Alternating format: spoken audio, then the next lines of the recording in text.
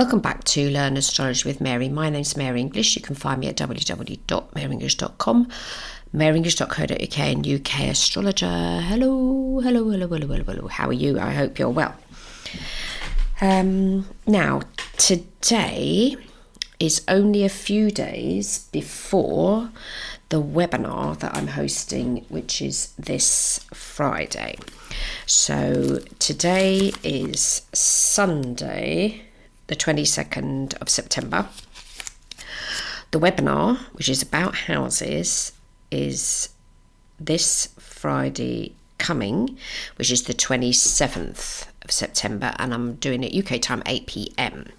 I can't put the link on the show notes because not everybody listens at the same date that I release them, because I come out at 12 o'clock every Sunday. So if you would like to attend, what I suggest is that you send me an email, mary@maryenglish.co.uk, or as I said last week, go to my Instagram, maryenglish.co.uk Instagram, and in the bio there is a link that will take you straight to my booking app where you can book the your seat, basically. Now, as I speak at the moment, there are 4 places left. Now, I don't know if by the time you get to listen to those 4 places is still there, but for podcast listeners, if you go to book it and there are no places left, then please email me and let me know, and I'll just squeeze you in, okay?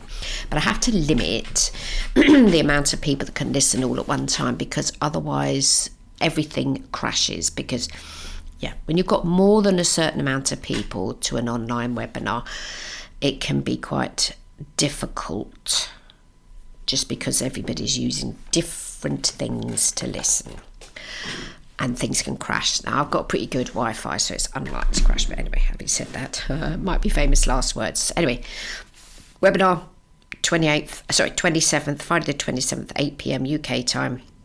It's all about houses. It's all about stelliums in houses and empty houses. So if you're an indigo person and you've listened to episode 21, then you'll have planets on one side of the circle, or a bundle, or a cluster, and they go, oh, I've got empty houses, what does that mean? And oh, I've got loads of things in one house, what does that mean? We're going to cover that. So today, completely unrelated, what I'd like to do is to read you a little bit out of a book by Donna Cunningham. And today we're going to be talking about the houses of vocation, the houses that you would have to consider if you're going to go and get yourself a job. And they are the 2nd house, the 6th house, and the 10th house. The 2nd house is money, how you earn it, what your attitude towards it is. And I agree with Donna, it's not about values. I'll read you a funny bit out of her book in a minute. The 6th house is the work that you do every day. You get out of bed, you go work. And the 10th house is the career. So, Mary, what's the difference between the 6th and the 10th? The difference between the 6th and the 10th is the physical work that you do. So, chop wood. That's what you do in the 6th house. 10th house is the career that you make from the work that you've got. So when you're considering your own chart, and we're going to be using a chart example of someone who has volunteered their chart a few times, but I know that they are having a difficulty not making their mind about what they want to do, but sort of sticking at the thing that they've decided to do. We're going to look at their 2nd house, 6th house and 10th house, and to see if it gives us an idea of not necessarily what would be the best thing for them to do, but how has work turned out for them? What's their experience of work? Now, obviously, as per usual, if you don't know your time of birth, you're going to be scuppered. So you'll have to use the whole sign method. Do yourself a 6 a.m. birth time. Do whole sign. It doesn't work so well with equal house. Do a 6 a.m. birth time, do a whole sign chart, and just count from the beginning of the chart to the 6th. So 6 a.m. will give you, normally speaking, whatever your sun sign is, the sun will be coming up at that time of day, possibly. And then you'll count on to the 2nd house, you'll count on again to the 6th house, you'll count on again to the 10th house. That's all you'll be able to do if you haven't got a birth time. Doesn't matter, you can still make sense of things. So what we are talking about today is the differences between the 3 vocational houses. And I am now reading from Donna's book. So a house is strongly emphasised if it contains several planets, the sun, moon, or a planet with many aspects. If one of the career houses is strongly emphasised, while the other two are not, then the house with the strongest emphasis dominates the career picture. As we'll see, the motivation for the person with a strong 6th house tends to be different from that of a person with a strong 2nd house or even a strong 10th house. The type of career may be similar, but the motivation is different, and consequently, so may be the career outcome. Now, just to let you know, and I've probably told you millions of times before, I have no planets in my 2nd or my 8th. They're empty, wempty, bempty, dempty. Because 8th house is other people's money, but that's not a vocational house, but it's your attitude towards investment. I don't think she mentions about the 8th, does she? She says it is the 10th house she's covering. What did I say? Yes, 2nd, 6th and 10th. I think you need to keep in the back of your mind about the 8th as well, but anyway, we'll come back to that. But I do have, so nothing in the 2nd, nothing in the 8th, but I do have 2 planets in my 6th, and I have my moon in the 10th. So I have a very emotional attitude towards my work, the career that I have. I'm pretty emotional about it. And I have 2 active planets in my 6th house, which is Venus and Mars. So I like the everyday thing of the work I do. My Venus and Mars in are Aquarius, so it's quite fitting that I do something weird and wacky like homeopathy, hypnotherapy and astrology. You can get more weird and wacky than that. So now that I'm in those careers, which I wasn't before, I worked in retailing for bazillions of years. From the age of 16 I worked in shops. Because I didn't get a qualification, I didn't get any vast education, I only went as far as O-levels. I did try and do an A-level when I got into my 40s and I flunked dismally. So I'm not academic, so I wasn't going to make my living by having the brain the size of the universe. I made my living by doing what I was capable of doing and making sure that I enjoyed it as much as possible. There's not a lot of difference between being a practicing astrologer, seeing clients, and the career that I had previously, which was in retail. So in retail, the customer is always right, regardless if they're wrong, but the customer's always right, and you have to give good service. And I'm a firm believer that is important if you're a professional practicing astrologer as well, or any form of alternative therapist, or in fact anybody that works one-on-one with people, which is what I do. Putting all of that aside, let us continue. So get your chart. We're talking about the 2nd house, the 6th house, and the 10th house. And I shall continue. People with the 10th house dominant, so this is like a heading. The 10th house represents career, long-term goals, lifetime achievements, and one's ultimate status in the world. People with a strong 10th house emphasis are very career orientated rather than necessarily focused on money, 2nd, or on work for its own sake, 6th. If money's important to them, it's more... Sorry, if I just scroll down to another page. If money is important to them, it is more for the status it confers. These individuals are intensely motivated by long-range goals and by accomplishing something meaningful in the world. They yearn to make an impact on their world and often seek recognition. The career track would seldom be traditional when the 10th house features, listen carefully, Uranus, Neptune or Pluto, or the signs those planets rule, Aquarius, Pisces or Scorpio. Typically, it takes people with these chart placements longer to find their true vocation, since they're challenged to integrate the energy of that outer planet into the workplace, merging the transpersonal with the vocational. Now, as I said, I don't have that problem. I've got the moon there. This is a very personal planet. For instance, people with Uranus near the midheaven might gain recognition by shocking us and shaking up status quo. People with Neptune near the midheaven, say within 10 degrees of it, might yearn for a career that's artistic and creative. The 10th house and midheaven also depict our relationship with bosses and others powers that be, and how these relationships affect our success. It is almost universal to carry over early experiences with authority figures, both positive and negative, into our expectations of bosses. Consequently, our relationships with bosses are shaped by these expectations. With an outer planet in the 10th, so we start with the 10th, conjunct the midheaven, 10th house cusp, children experiences with parents can create a career challenge in dealing with authority figures in adulthood. We'll discuss the vast differences in a later chapter, because this particular book I'm quoting from is about outer planets. So she's mentioning quite a lot of outer planets, but the points she's making are very relevant.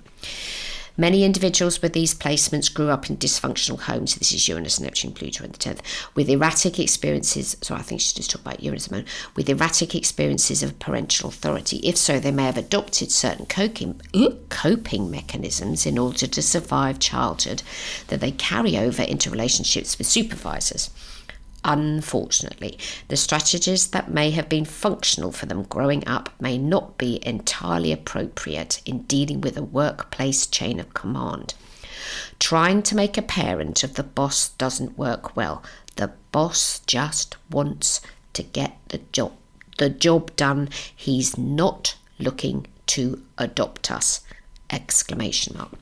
Sometimes, however, bosses, for reasons related to their own charts and family histories, are only too happy to accept the parental role they're cast for, making workplace relationships convoluted and ultimately dysfunctional.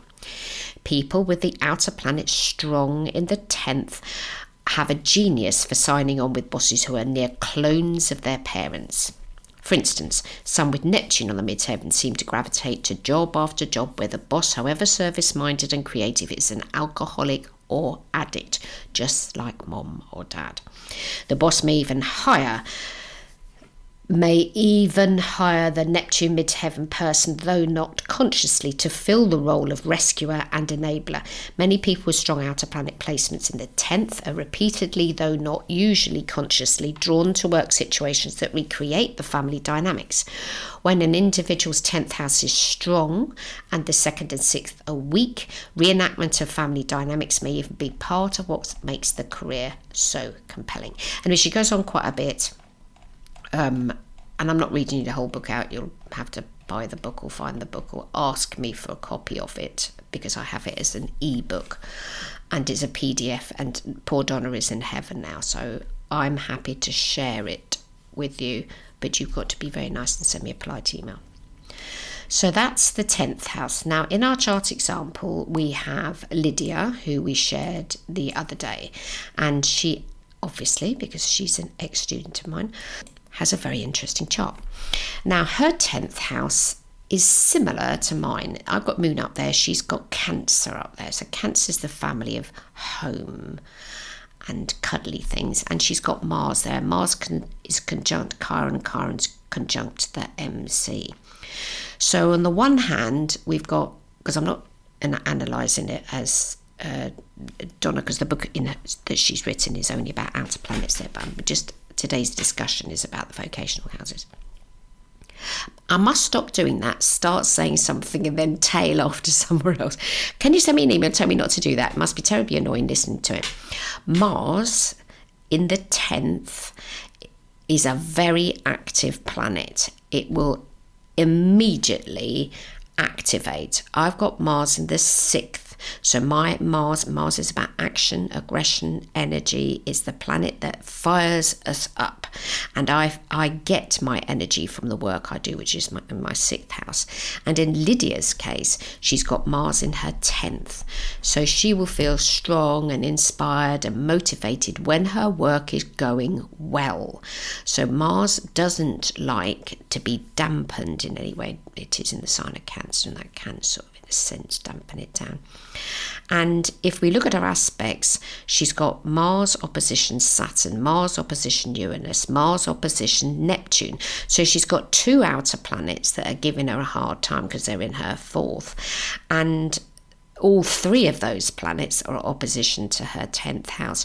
So there will be, what's the word I used out? There'll be sort of like ghost-like memories of the dynamics at home, okay? in the work that she does, because A, it's in the sign of Cancer, B, Mars is actually get cross, so it's quite inverted commas difficult combo that she's got. But now, as we talked about when I covered her chart, which was a couple of weeks ago now, episode 404, when we covered her chart, the last episode, a couple of episodes ago, she just got herself, inverted commas, job to be caring for her nephew. Yeah. And I think, if I remember rightly, I'm sure the little boy was born as a sun sign Cancer. But anyway, don't quote me. So working within the family, because this is her nephew, this is her sister's kiddie.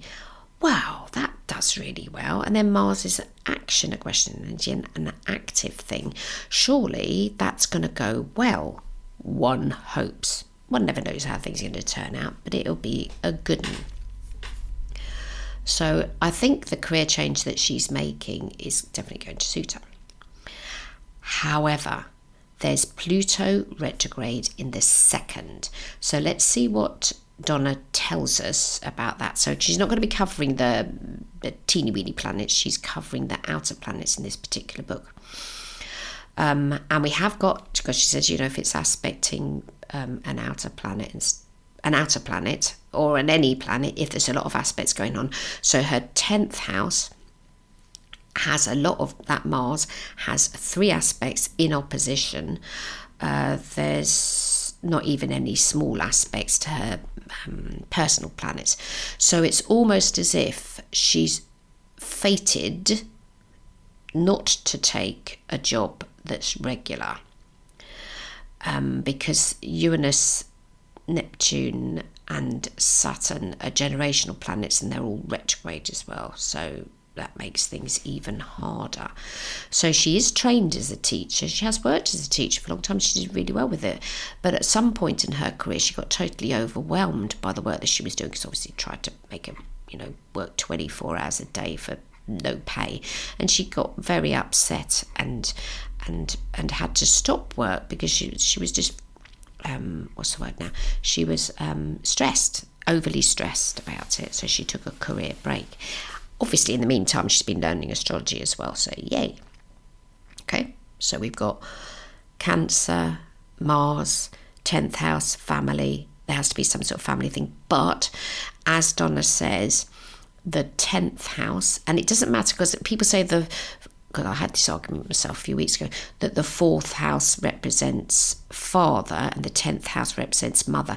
And thankfully, Donna says in this book that it isn't that. It's just whoever you classify your parents as being.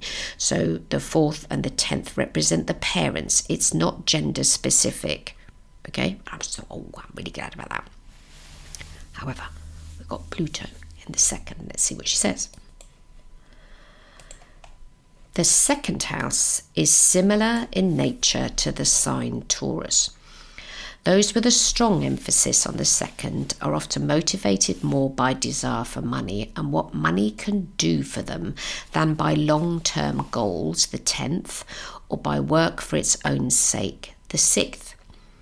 Many people with the outer planets strong in the second would object vehemently to such an interpretation, insisting that they're not materialistic at all.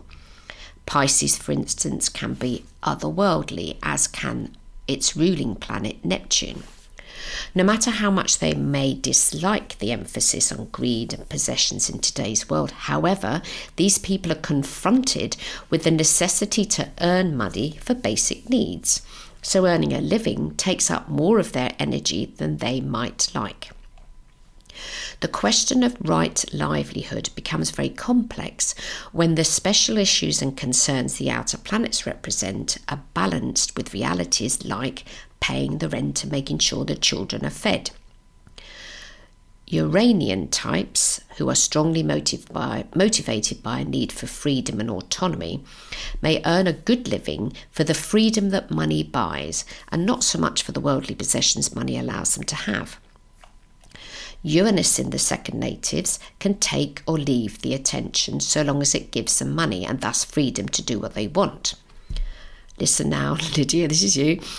People with Pluto or Scorpio planets in the second often get hooked into destructive games where money is concerned. Money is fraught with hidden agendas for them and often represents power and control in their relationships. We'll go into the distinctions between these 3 planets and their signs in the chapters devoted to each of them. That's later in the book. The more planets that fall into the second, mine's empty. Lydia's has got Pluto. The more complex the financial picture, and yet the more potentials for earning a living. If the sun is in the second, along with these outer planets or their signs, self-worth issues are intricately woven into how much these individuals make or don't make. If the sun were in Pisces or Virgo, or making difficult aspects to Neptune, low self-esteem might contribute to not charging as much as they should for their services. But then the low income reinforces a sense of not being worthy. Many astrologers are reluctant to discuss some basic meanings of the 2nd and 8th houses. They tend to describe the 2nd house in terms of values rather than about money, and describe the 8th in terms of transformation rather than about sex. This reluctance often has more to do with the astrologer's own comfort level with these topics than with the client's needs. Certainly, the 2nd house does show what we value most, and therefore how we spend our discretionary income. Our set of values also gives some clues about what we are and are not willing to do to earn money. However, this is Donna talking now, and I'm nearly up to the years. In 35 years of doing consultations, I'm up to about late 20s. I have yet to have clients complain of tossing and turning all night worrying about their values. Especially in today's difficult economy, a great many have expressed fear and suffering over money and found it helpful to explore what their 2nd house and its transits show about their finances. The best and most down-to-earth book on the subject is Lois Rodden's Money, How to Find It with Astrology, listed in the bibliography at the end of this chapter. That came out in 2004, and there aren't that many copies of it knocking about. Many clients have financial problems that cause a great deal of stress, worry and deprivation. If so, they can benefit greatly from looking at their ways of dealing with their income. The 2nd house lends valuable insights into psychological blockages that create unwise attitudes and practices in handling money. Gifted and deserving people, particularly those with outer planets highlighted, may be acclaimed for their work and still have an emotional barrier that keeps them from enjoying the fruits of their labour, so live marginally. In the chapters that follow, we'll explore typical financial blockages experienced by those with the outer planets in the 2nd. So there's Lydia, Pluto retrograde in the 2nd. And I expect, if I told you earlier that she had to leave a previous job because of the stress associated with it, the Pluto in the 2nd would have kept telling her, especially it's a fixed sign, not to stop the job because basically she might starve to death type of thing. And then when we look at the aspects that her Pluto makes, all of them, every single one of them is friendly. So we've got Pluto sextile to Neptune, Pluto sextile to Saturn, Pluto trine to Mars. However, there's an opposition to the sun, and as we know, the sun is who we are. So that's quite a difficult dynamic there. Who do we satisfy? And if you think about it, her houses are the house signs are the opposite, because the 2nd house is normally Taurus and she's got sun in Taurus and her sun is in the 8th. So we could do like a co-rulership thing there if I had enough brain cells to do, which I don't today, but there we go. So there's quite a lot of power, Pluto, power, deep transformation, etc. Opposition to the sun, empowerment and disempowerment, inverted commas, issues that will be because of that dynamic in the chart. Yeah? I always tend to want to say to people that have a lot of Pluto and Scorpio things going on in the chart, it's like, chill out. But you can't really say that to somebody that has that signature. That's just my moon in Gemini. That's what I'd like somebody to say to me, but it doesn't work. You have to be very respectful of people that have Taurus and Scorpio planets, especially Scorpio planets, and especially Pluto in Scorpio retrograde. You're not saying you have to tiptoe around things, but you have to be very careful that you don't say something that then will immediately make them not want to listen to you at all, because they'll think you're talking a load of... So Pluto in the second is going to, inverted commas, be reflective of, not the cause of, but it's going to be reflective of needing to take a serious attitude to finances and not to get caught down the rabbit hole of I need that money to keep myself powered up, because it's a power planet. Yeah. Okay, let's move on. Sixth house types are interesting in that, like natives of the associated sign Virgo, they can be intensely involved in work for its own sake. Much of their energy is bound up in work and the workplace, whether this is happy and fulfilling venue or the source of frustration. The particular sixth house planets, signs and aspects tell us about their work and how they seek satisfaction in this area. When the sun's in the sixth, self-esteem is bound up with the quantity and quality of their work. When the sixth house is stronger than the 10th, the person usually has a Virgo-like reluctance to be in the spotlight. Yes, my sixth house is stronger than my 10th, because the 10th only contains the moon. My sixth house has got 2 planets in. And I'm not Virgo reluctant to be in the spotlight, because, hey, I've got a Leo ascendant, I'm perfectly capable of showing off. But I don't actively go out and look for the spotlight. I'm happy to have it when it shines upon me, but I have never wanted to be 24/7 in the public eye. That might have something to do with the fact that I went to an American school in Switzerland, and a lot of the other kiddies there had extremely rich parents, like bonkers rich, that were famous in some respect for being good at what they did or whatever. And I just saw the way that their children, so children of very rich parents, you know, how they were quite stressed about things that you or I might not be stressed about, because we're worrying about money, but they're worrying about other things. Anyway, I won't get into that. So where were we? Like reluctance, Virgo-like reluctance to be in the spotlight. These folks are often indispensable employees who do much of the important work in a firm, yet get little of the credit. People with several planets of the sixth are sometimes workaholic, for work comes to serve many basic drives and needs. So there I am on my Sunday day off making a podcast, episode 405, and they're all more than 30 minutes long, and I've been doing it since 2016. So there we go. The need for colleagues and for meaningful human interaction is one such need. People who have formal jobs spend about 8 hours a day with co-workers, often more time than with loved ones. For some who live alone, time at work may be the most intense human contact of the day. Yes, that is for me now. Well, I don't live alone. I'm married, but yeah, I like having my job because I get to meet humanity. My sixth house is in the sign of Aquarius.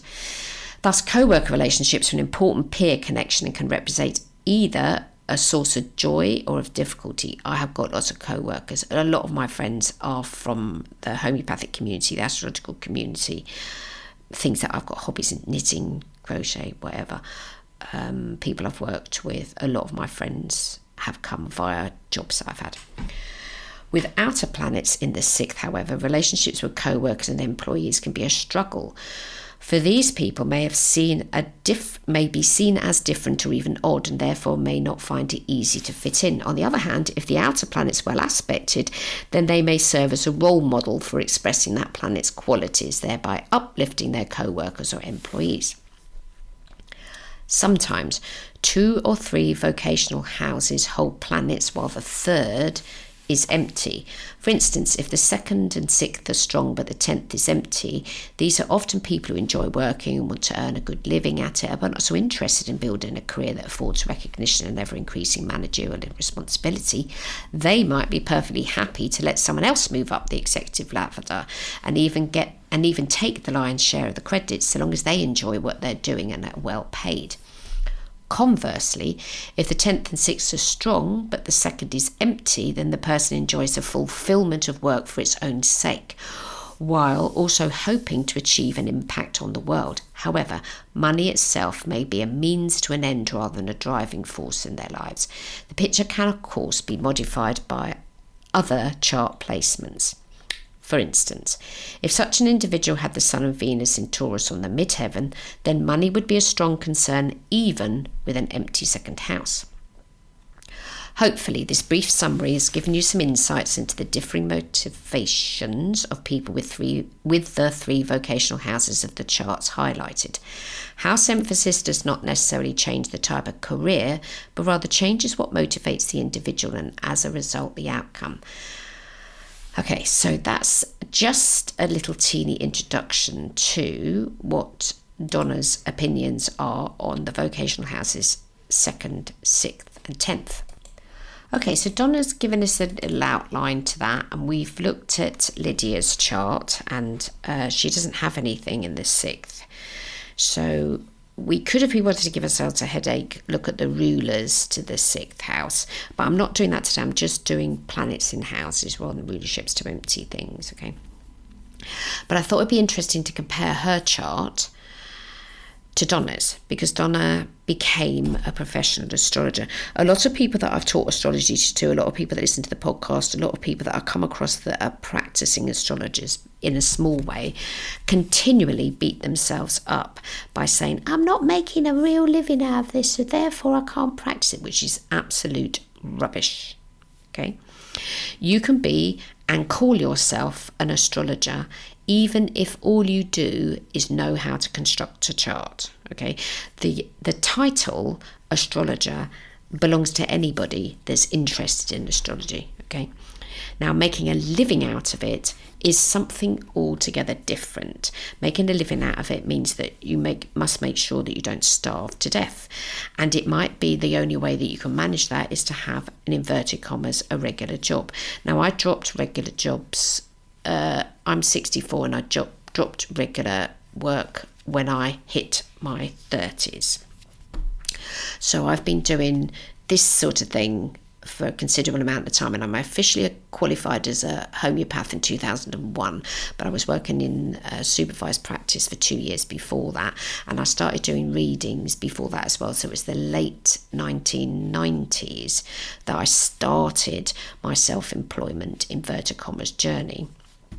But I was supported a little bit on the side by a job that I had that eventually I got the sack from. Then I got another job, and that supplemented my income while I was still studying to be a homeopath. So the point I'm making is that to be an astrologer, which is a completely different episode altogether, you have to learn how to be self-employed. There's no other way of doing it. It doesn't matter how brilliant you are. If you want to do one-on-one consultations with clients, you're basically running a very small or big business. Now, there are lots of other ways that people make money out of astrology. They can run a website that has astrological stuff on. They could be doing software that astrologers need. They could be doing artwork that astrologers need. They might do blank sheets of flipping paper that you can write a flipping chart on. As in N's case with a Transical, so she did created some lovely software so you can see your present transits and stuff. So she developed software to do that, so it works with your Google Calendar or other calendars you use. There's lots and lots of different jobs that exist within astrology, and not all of those jobs are what I do, which is working on the front line with actual clients. It's just so that I enjoy that because I've got Sun in the 7th, so I'm pretty good on the relationship front of things, and I know how to give good service because really we're sending means a Gemini. So I thought, let's have a look at Donna Cunningham's chart. So she worked as a family therapist I think she stopped doing that job when she became an astrologer. I don't know at what point it was that she stopped being the family therapist and then became the astrologer. I know she worked with abused women. So let's look at her chart. So in her second, she's got, which she was talking about just earlier, she's got Neptune in Virgo in the second. So that's quite a wishy-washy attitude towards finances. And as you'll see, as far as her aspects go, her Neptune only makes one aspect, and that's square to Mercury. Now, I do know what she enjoyed the most. She did see clients, and she got to, I think it was when she got into her 70s, she kept writing on her blog, and she really enjoyed writing on her blog. She kept saying, I'm retired now. If you want to see an astrologer, I'll give you a list of people that you can have a reading with. Her blog was very, very active. Blogs they're not quite as active now. It's more social media platforms like Facebook, X, and Instagram, and TikTok and stuff. But her blog was very popular. Lots of astrologers went to it. She would have an open day where people would write their questions up and she'd answer them, and she'd do live webinars and or that was still sort of around. She died a while ago. But I know she liked writing more than anything else. She never raved about seeing people one-on-one. I think an awful lot of her client base were quite troubled, because that's why she wrote the book Healing Pluto Problems. I'm only making assumptions here, I don't know for sure. But the fact that her Mercury is square to her Neptune in their second house, she did enjoy writing. She did enjoy having the blog. I mean, that kept her Lewis, and very happy as well. And she's got Uranus in her 10th house, in equal house. Okay, so I don't know what house system I think she used Placidus. But if I'm taking her advice of what she's just said in her book, that Uranus in the 10th, with Mercury and Uranus conjunct in the second, so Uranus conjunct in the 10th. Yeah, so getting great credit for a line of programming. Now, she did make websites, so, and I don't know how she learned about that, because there weren't many women of her age group that were particularly don't forget the internet came out in the 90s, but Donna managed to, she made websites for people. She made her own website. She did that for years. So this is website, not blog now. She did a website for a long amount of time that was for astrologers that had passed over. So that, I don't even know where that website's gone anymore, but in there were lots of details of astrologers that had passed. But anyway, what I'm saying is that she was good at computing, okay, and Uranus is in the 10th in Gemini, so Uranus is Gemini is a chatty sign, Uranus is electronics, etc. So she made some of her career, I'm sure she didn't do it for free, with websites, programming, that type of thing. Yeah. Her 6th house is empty. If we can look at rulerships to it, it starts in the sign of Capricorn, which is ruled by Saturn, and Saturn's located in the 11th, sort of friendships and stuff. But in her chart, she's got Uranus in the 10th, she's got Neptune in the 2nd, she's got outer flipping planets in 2 of her vocational houses, and 0 in her 6th. Now, she didn't change career in the sense that the trajectory was family therapist, got into astrology somewhere on the internet, which I think might be on her blog, was how she even got into astrology to start with. I'm sure she went to a group meeting and somebody told her something about her own chart, and that piqued her interest. But she started writing books very, very early. So the writing thing was pretty important for her. And she's got a one-sided chart, and she's got a stellium in the 1st and a stellium in the 11th. So she's stellium girl. But to then become the astrologer, and she enjoyed being the astrologer, and she did go to conferences and she did give talks, and she was very, very good at what she did, but she was below the radar. If you ask anybody of that, they'll have heard of Donna Cunningham if they're in the astrological community, but she wasn't up there with the Liz Greens of this world and Wade Caves and other people that are better known, type of thing. So that's her 2nd and 10th houses. And then, because I always like to do 3 charts, if we go back to Kelli Fox's chart that we did last week, She's got Uranus and Pluto in her second house. She's got nothing in the 6th and nothing in the 10th, but she's got her MC there. So her attitude towards her career is going to be very varied. If you've got Gemini, and I've got Gemini on my 10th, you're going to have to want to do more than one thing. But there's no planet there. We can make a whole argument about MC there. But second is Pluto and Uranus. So Pluto, deep change, transformation, conjunction, Uranus, second house. She's at their outer planets. She's going to have the power, struggly things with the money side of stuff.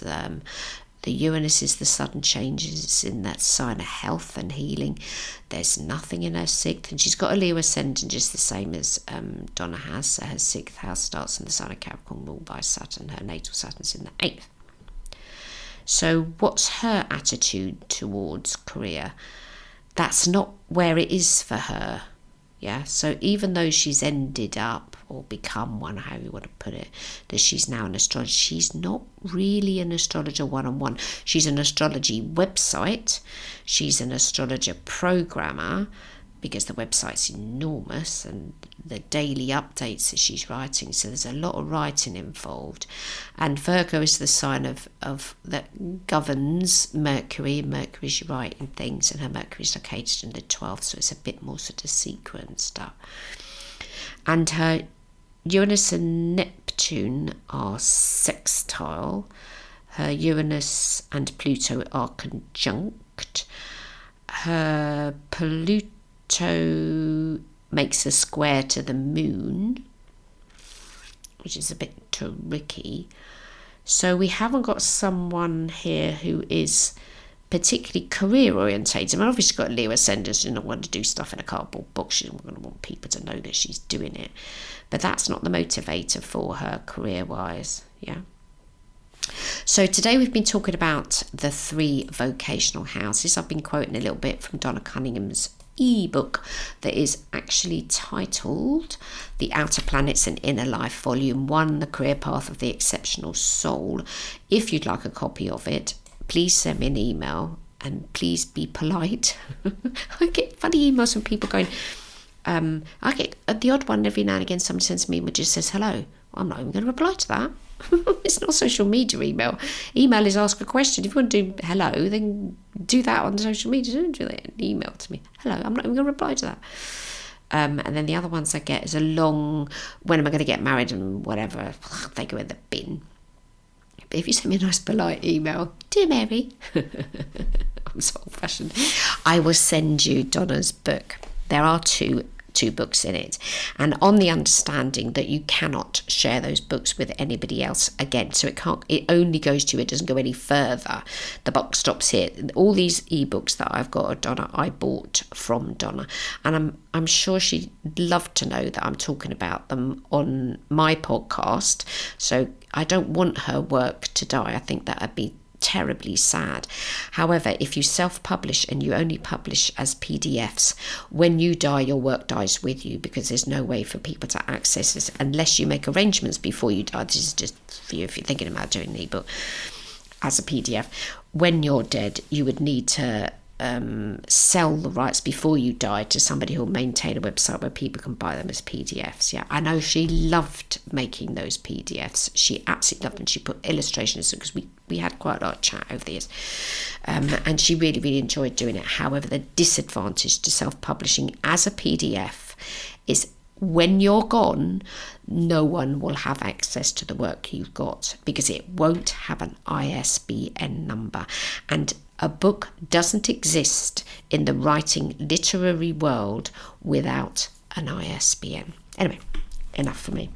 So I hope you have a fab week. Don't forget to go to my Instagram page, maryenglish.co.uk. That is the username on there, and go to my bio on there and click and get your ticket, your seat, your place on the webinar that will be on Friday this week, which is the 27th. Triple check.